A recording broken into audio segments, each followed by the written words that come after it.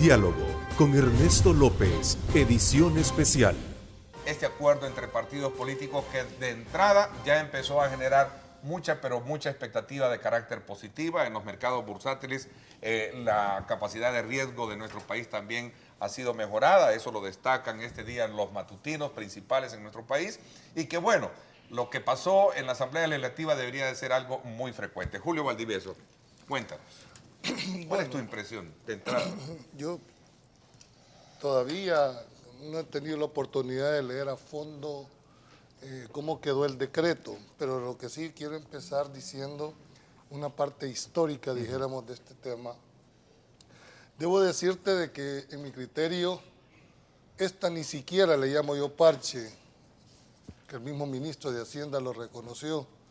Y esta es una tendencia legislativa a resolver los problemas de fondo, sino que ir adecuándolo a las circunstancias políticas de cada momento. Solo te voy a citar un ejemplo. La seguridad social tiene dos pilares fundamentales, cuál es la salud y las pensiones. Esos son los dos pilares fundamentales. Esta ley que teníamos y esta reforma rompe uno de los principios básicos de la seguridad social, como es el de la universalidad. Yo no sé si los señores diputados tuvieron ese alcance, pero cuando solo el 14% de la población económicamente trabajadora es la que está afiliada, a mí sí me preocupa. ¿Por qué razón?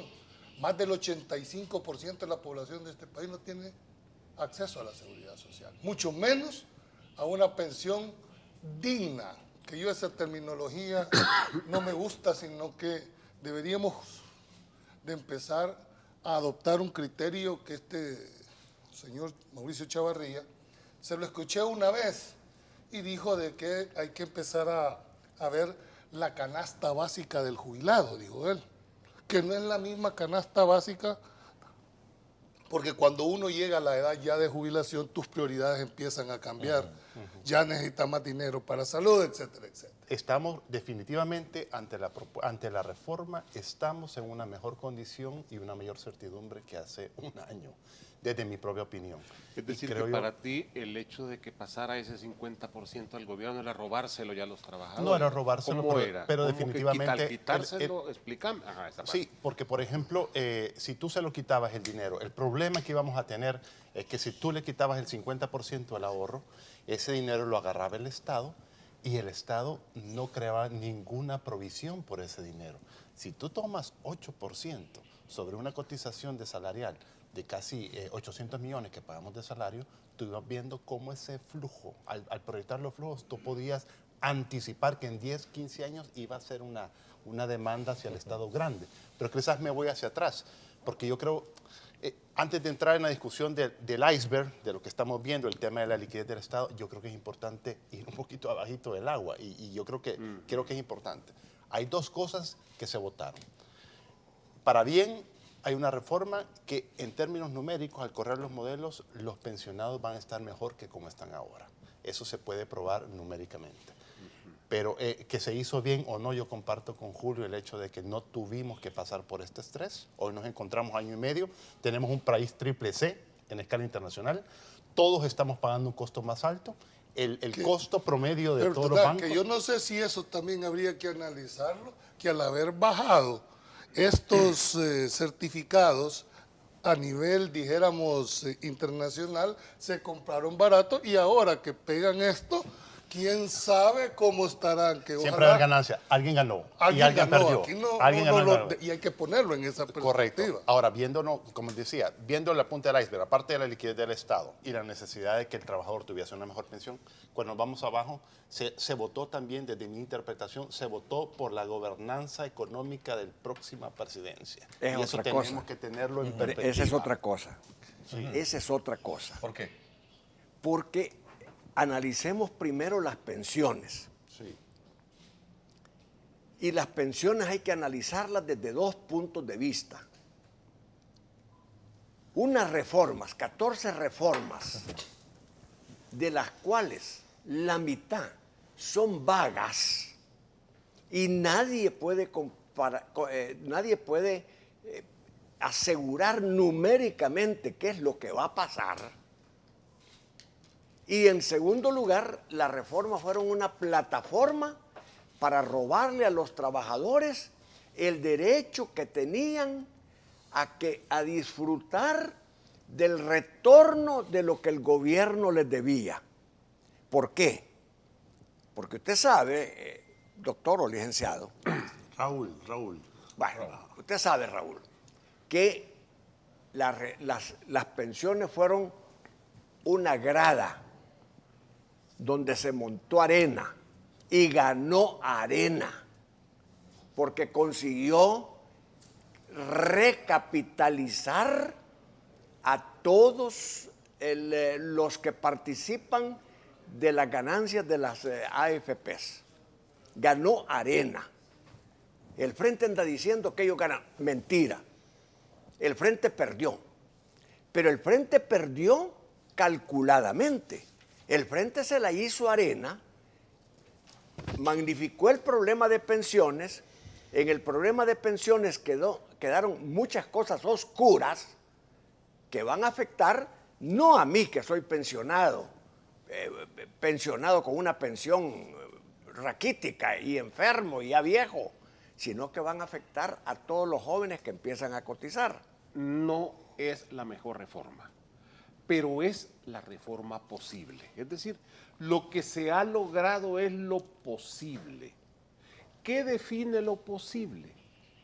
Lo posible lo define la correlación de fuerzas políticas existente en el país, no en la Asamblea, en el país, eso define lo posible. Y por otro lado, los intereses concretos que están en juego detrás de estas decisiones. Eso es lo que define la correlación. Señalo esto por lo siguiente. El debate era sobre dinero. No era sobre cómo mejorarle a los trabajadores la pensión, ese no era el centro del debate. No era cómo ampliar la cobertura en un país en que menos del 10% de la población económicamente activa logra una pensioncita. No, ese no era el debate. El primer debate era quién se queda con el dinero de los trabajadores. Ese era el primer nivel de debate. Y ahí es donde se montó toda esa campaña de propaganda en el sentido de que el gobierno decía cosas para apropiárselo él y las AFP decían el robo del siglo. Campañas mentirosas por ambas partes. Escenario de lucha de clases. ¿Quiénes son los que se han robado en el pasado los ahorros de la gente? El gobierno. O Fincepro, Incepro, cuando hubieron esos famosos desfalcos en que miles de salvadoreños se robaron el dinero. Es decir, no, pero ellos no son honrados, con la empresa privada usted tiene seguro el dinero y con el gobierno no. Y el gobierno no, conmigo va a estar seguro y además va a ser bien usado en programas sociales, etcétera, y no con esto por hacer. Ese es el punto de fondo. Miren, señores, nos están robando los dineros de las pensiones. Y ahí ha hecho causa común Arena y el FMLN, porque Arena se dio por bien servida de que les dejaron a las AFPs manejar todo el paquete financiero de las pensiones. Y el FMLN que resuelve levemente, por un breve periodo, su problema fiscal. Okay. ¿Es cierto esto? Bueno, en términos políticos, así. Es decir, en términos financieros se han postergado compromisos del Estado. Porque yo no vi en la comisión que se planteara la derogatoria del decreto 100, que le afecta a este país más de 5.000 millones. También me hubiera gustado, ¿qué dicen los señores diputados? ¿Qué es el decreto Pero 100? explica cuál es el decreto Adiciones 100. El decreto 100 es el que vino a pagar casi la igualdad de las pensiones que el sistema antiguo del INPEP equiparó al sistema de las AFP. A los que optamos por este sistema nuevo, vamos a tener un límite de $2.000 para que la gente lo entienda. Sí. Pero este grupo de personas, que ojalá usted nos diga cuántas son, ¿verdad?, van a gozar pensiones incluso arriba de los $5.000. 6.000. Rompiendo principios de igualdad y equidad. Las pensiones VIPs le llaman Pero ahora. además no cotizaron y no aportaron determinado tiempo de servicio. no hemos sido capaces de visionar el largo plazo. Y resulta ser que hoy tenemos un mismo trabajador con 30% de pensión y otro con 140%. ¿Y te parece justo eso? No es justo. Rompiendo el principio de igualdad y de equidad en el y sistema. rompiendo principios constitucionales. Correcto. El tema, ya está. Esa decisión la tomaron en el pasado. El tema es cómo corregimos Pues esas lo hubieran deficiencias. derogado. ¿Por qué no lo derogaron? Yo estoy de Una acuerdo con parte derogar se el resolvió. Porque hay Pero derechos no todo. adquiridos, Julio. No, sí, Para- pero estos son de orden público. Correcto. Y entonces yo te puedo decir igual.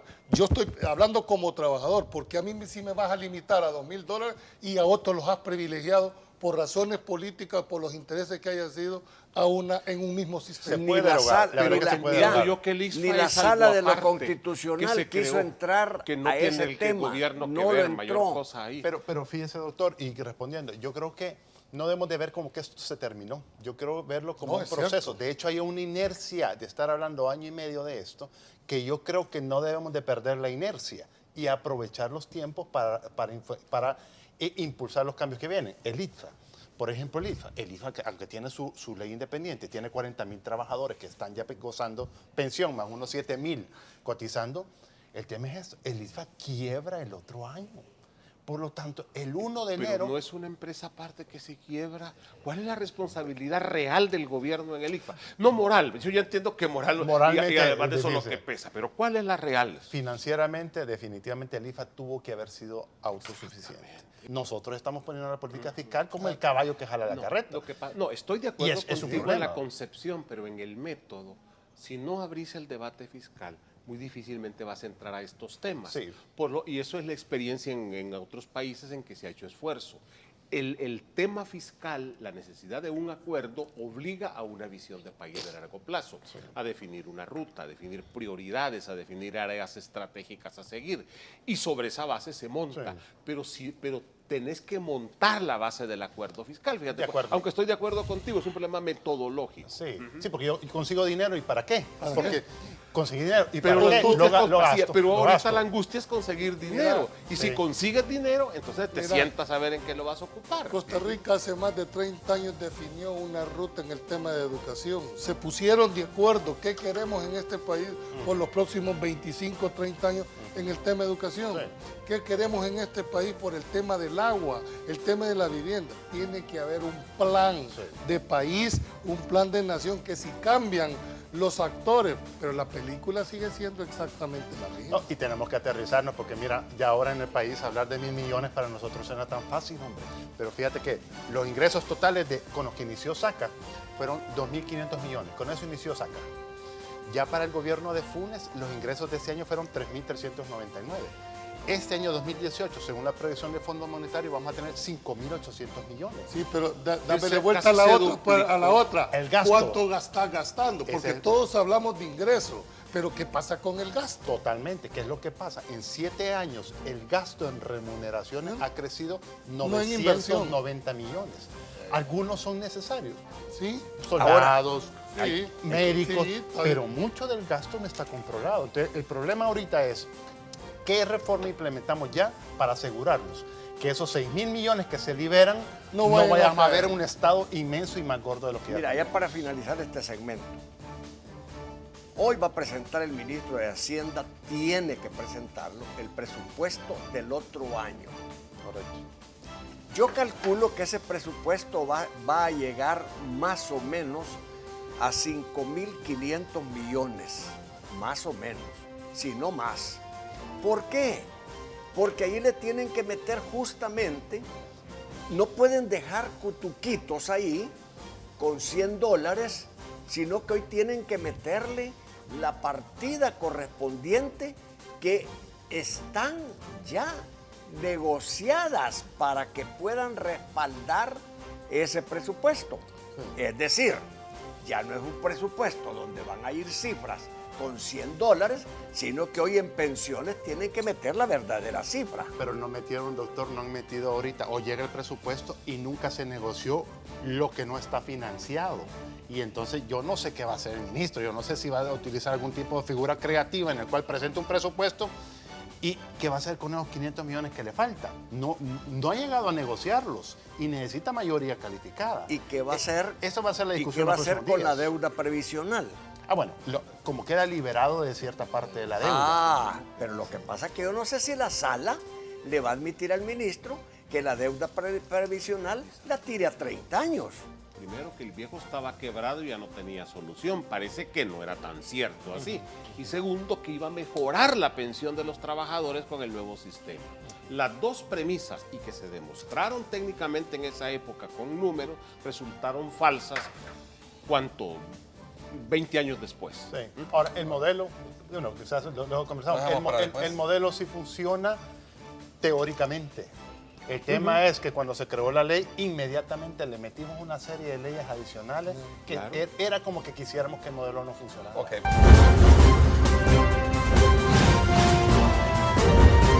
Diálogo con Ernesto López, edición especial.